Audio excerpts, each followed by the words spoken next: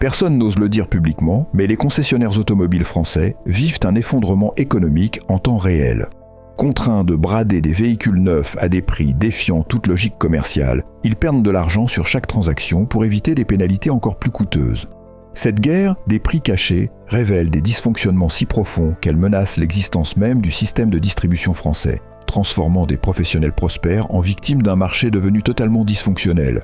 Derrière les vitrines rutilantes et les campagnes publicitaires soigneusement orchestrées se déroule une tragédie commerciale d'une ampleur inédite. Des modèles neufs, tout juste sortis des chaînes de montage, sont bradés avec des pertes substantielles par des professionnels acculés à la faillite. Cette hémorragie financière généralisée transforme l'achat d'un véhicule neuf en loterie commerciale où seuls les acheteurs les mieux informés tirent leur épingle du jeu. L'analyse des circuits de distribution révèle des pratiques commerciales qui confinent à l'absurdité économique pure. Des modèles affichés à plus de 40 000 € sur les configurateurs officiels peuvent être négociés avec des remises dépassant les 7 000 €, transformant chaque transaction en opération déficitaire pour le revendeur. Mais comment en est-on arrivé à de tels extrêmes économiques ? Le premier cas révélateur de cette économie inversée concerne la Citroën C5 Aircross Blue HDI 1,3 litre, officiellement tarifée 34 500 €, mais qui trouve désormais preneur aux alentours de 28 900 € dans de nombreuses concessions françaises. Cette différence de près de 6 000 € ne résulte nullement d'une générosité soudaine des vendeurs, mais bien d'une nécessité économique impérieuse dictée par la panique des stocks. Les inventaires de ce SUV compact s'accumulent dangereusement dans les parcs des concessionnaires depuis plusieurs mois consécutifs. Le restylage programmé pour la fin d'année 2025 transforme les exemplaires actuels en marchandises périmées avant même leur vente. Cette obsolescence programmée contraint les professionnels à des liquidations exceptionnelles pour éviter la dépréciation totale de leurs investissements. Certains établissements proposent même des reprises majorées à hauteur de 3 000 € supplémentaires, portant l'avantage client total à près de 9 000 €, soit une perte nette garantie pour le concessionnaire. Cette situation catastrophique révèle les failles béantes du système de distribution Stellantis, qui impose des quotas trimestriels totalement déconnectés de la demande réelle du marché français. Les concessionnaires Citroën se trouvent contraints de commander des véhicules qu'ils savent pertinemment invendables dans les conditions tarifaires normales, sous peine de perdre purement et simplement leur franchise. Le résultat de cette politique commerciale brutale se traduit par des hémorragies financières pour l'ensemble de la chaîne de valeur, depuis l'usine jusqu'au client final. La Peugeot 5008 PureTech 1,3 litre constitue un cas d'école encore plus dramatique de cette économie suicidaire. Théoriquement commercialisée 36 800 €, elle change désormais de main pour environ 31 200 € dans la plupart des concessions franciliennes. Cette décote brutale de plus de 5 000 € découle de l'urgence absolue des dealers Peugeot d'écouler leur stock maudit avant l'arrêt définitif du moteur PureTech, prévu fin 2025. Les problèmes de fiabilité chronique de cette motorisation 3 cylindres sont devenus un secret de polichinelle dans l'industrie automobile. Courroie de distribution humide défaillante, surconsommation d'huile pathologique, risque de casse moteur prématuré, la liste des défauts identifiés s'allonge chaque mois. Face à ce fiasco technique retentissant, Stellantis a finalement décidé d'abandonner cette technologie maudite, abandonnant littéralement les concessionnaires avec des milliers d'exemplaires toxiques sur les bras. Vous vous demandez peut-être comment les vendeurs gèrent cette situation explosive au quotidien. Les professionnels de la vente automobile se retrouvent dans la position morale intenable de devoir commercialiser un produit qu'ils savent défaillant, tout en respectant leurs engagements contractuels draconiens envers le constructeur. Certains adoptent une stratégie de transparence relative, évoquant discrètement les évolutions techniques futures pour justifier les remises importantes accordées. D'autres préfèrent miser cyniquement sur l'ignorance des clients et liquider leur stock empoisonné sans le moindre commentaire. Cette situation crée pernicieusement un marché à deux vitesses particulièrement injuste. Les acheteurs parfaitement informés profitent de remises exceptionnelles sur des véhicules neufs bradés, tandis que les consommateurs moins avertis risquent d'acquérir des modèles problématiques à des tarifs encore prohibitifs. L'asymétrie d'information devient ainsi un facteur déterminant dans la formation des prix, au détriment total de la transparence commerciale et de l'équité entre consommateurs. Le Renault Arkana E-Tech hybride représente probablement l'échec commercial le plus cuisant et le plus symbolique de cette liste noire. Malgré un positionnement théorique attractif à 34 900 € et l'adoption d'une motorisation Toyota réputée pour sa fiabilité légendaire, ce SUV coupé peine dramatiquement à trouver son public sur le marché français. Les concessions Renault le bradent désormais régulièrement autour de 29 500 €, soit une perte sèche, garantie de plus de 5 000 € par exemplaire écoulé. L'effondrement commercial de l'Arcana illustre tragiquement les limites du repositionnement stratégique hasardeux de Renault vers l'hybridation générale. Malgré l'adoption coûteuse de la technologie Toyota, universellement reconnue pour sa robustesse et sa longévité, le modèle n'a jamais réussi à convaincre les acheteurs hexagonaux. Son design volontairement polarisant, sa habitabilité objective médiocre et son positionnement tarifaire présomptueux ont contribué à en faire un fiasco commercial absolument retentissant. Vous découvrez enfin ce que l'industrie automobile refuse catégoriquement d'admettre publiquement. Pour continuer à révéler ces vérités soigneusement dissimulées, abonnez-vous et activez les notifications. Les équipes dirigeantes de Boulogne-Billancourt avaient pourtant misé énormément sur ce modèle pour redorer définitivement l'image technologique ternie de la marque aux losanges. L'alliance stratégique avec Toyota devait théoriquement garantir la fiabilité mécanique, tandis que le style volontairement affirmé visait à séduire une clientèle plus jeune et plus aisée financièrement. Force est de constater amèrement que cette stratégie ambitieuse n'a absolument pas porté ses fruits espérés, laissant les concessionnaires avec des stocks pléthoriques d'un véhicule devenu totalement invendable aux conditions normales. La situation devient d'autant plus critique économiquement que Renault continue impitoyablement de livrer des Arcana aux concessions, malgré l'évidente saturation totale du marché français. Cette politique commerciale de déni absolu aggrave considérablement les difficultés financières des revendeurs, contraints d'accepter des pertes toujours plus importantes pour honorer, coûte que coûte, leurs engagements contractuels draconiens. L'Opel Grandland Hybrid 4 illustre parfaitement les dérives systémiques du groupe Stellantis, devenu totalement incontrôlable.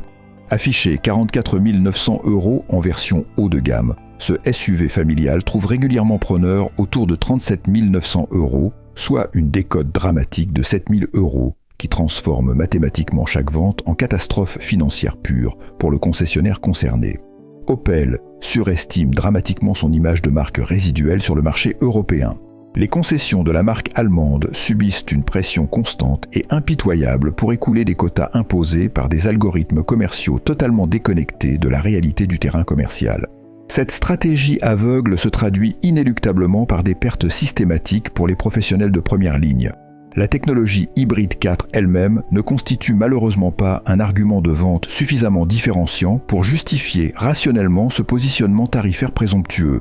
Cette motorisation complexe combine théoriquement un moteur essence avec deux moteurs électriques distincts, offrant une transmission intégrale permanente et des performances globalement correctes.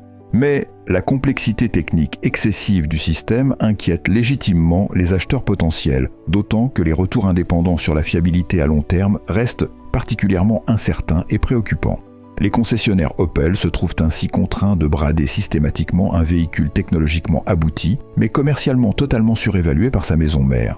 Cette équation économique impossible contribue dangereusement à fragiliser davantage un réseau de distribution déjà profondément malmené par les restructurations industrielles successives de la marque Teuton. Certains professionnels envisagent désormais sérieusement de renoncer définitivement à leur franchise, plutôt que de continuer indéfiniment à perdre systématiquement de l'argent sur chaque transaction réalisée.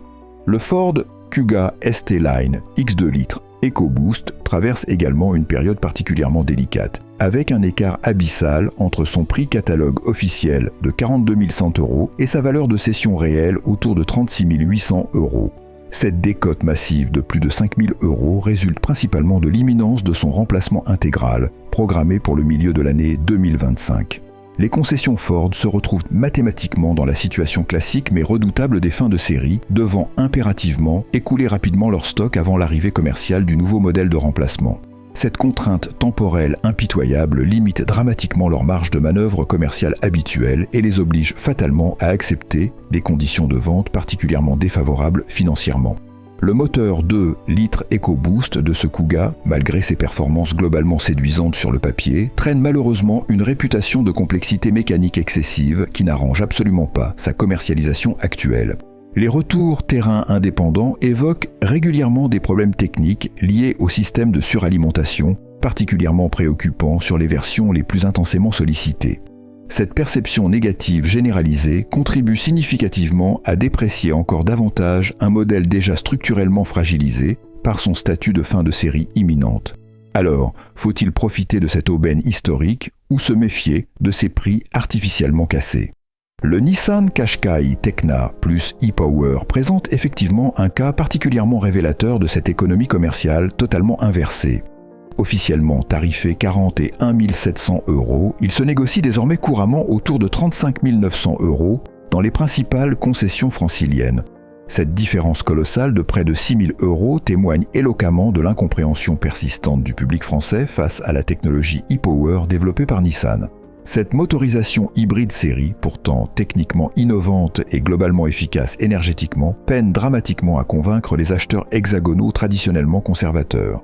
Le principe technique révolutionnaire, qui utilise exclusivement le moteur thermique pour recharger continuellement la batterie, tandis que la traction reste assurée intégralement par le moteur électrique, déroute profondément une clientèle habituée depuis des décennies au système hybride parallèle classique de Toyota ou Honda. Les équipes commerciales de Nissan France peinent manifestement à expliquer clairement les avantages concrets de cette technologie particulièrement complexe lors des essais clients traditionnels. La sensation de conduite spécifique, objectivement différente des hybrides classiques bien connus, peut légitimement déstabiliser les conducteurs insuffisamment familiers avec les subtilités de l'électrification moderne. Cette barrière psychologique majeure contribue très significativement aux difficultés commerciales persistantes du modèle sur le territoire français. La marque japonaise historique subit par ailleurs une érosion progressive mais inexorable de son image prestigieuse en Europe occidentale, particulièrement visible sur le segment stratégique des crossovers où elle était pourtant pionnière et référente historiquement.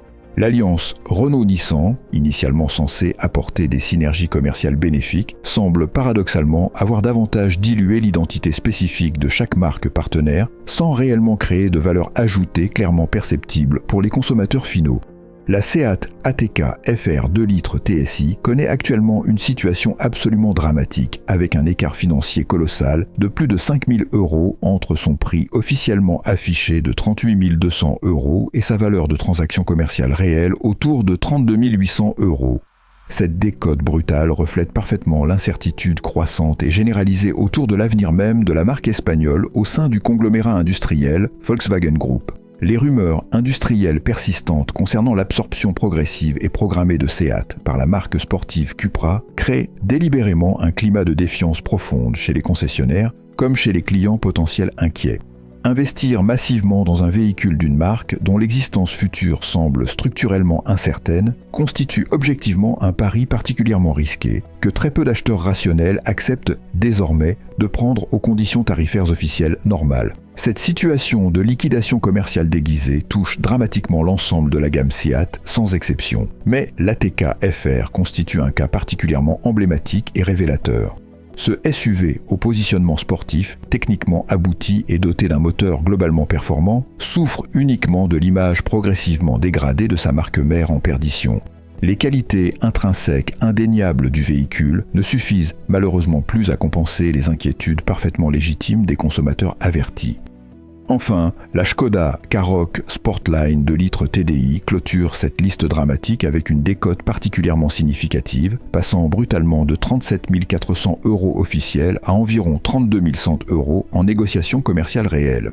Cette différence financière considérable de plus de 5 000 € découle directement d'un problème structurel majeur de surcapacité chronique des usines tchèques, qui génèrent mécaniquement un dumping industriel organisé sur l'ensemble du marché européen.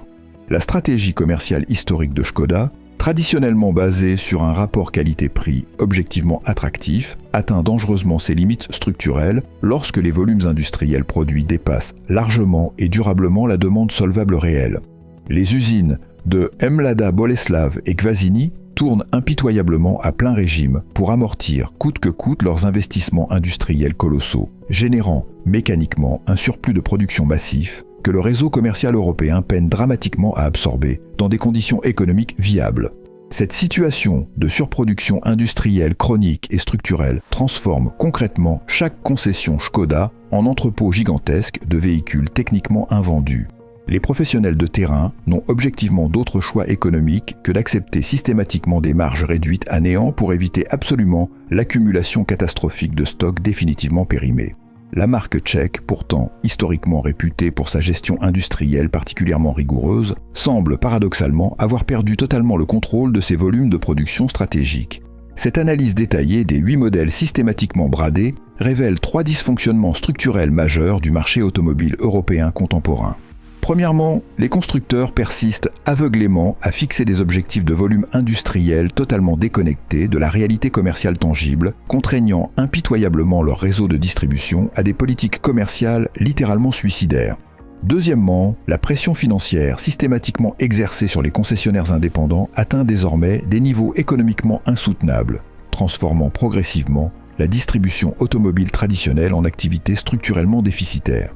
Troisièmement, l'accumulation généralisée de stocks commercialement invendables crée mécaniquement une spirale déflationniste particulièrement destructrice qui détruit systématiquement la valeur économique pour l'ensemble des acteurs impliqués dans cette chaîne dysfonctionnelle.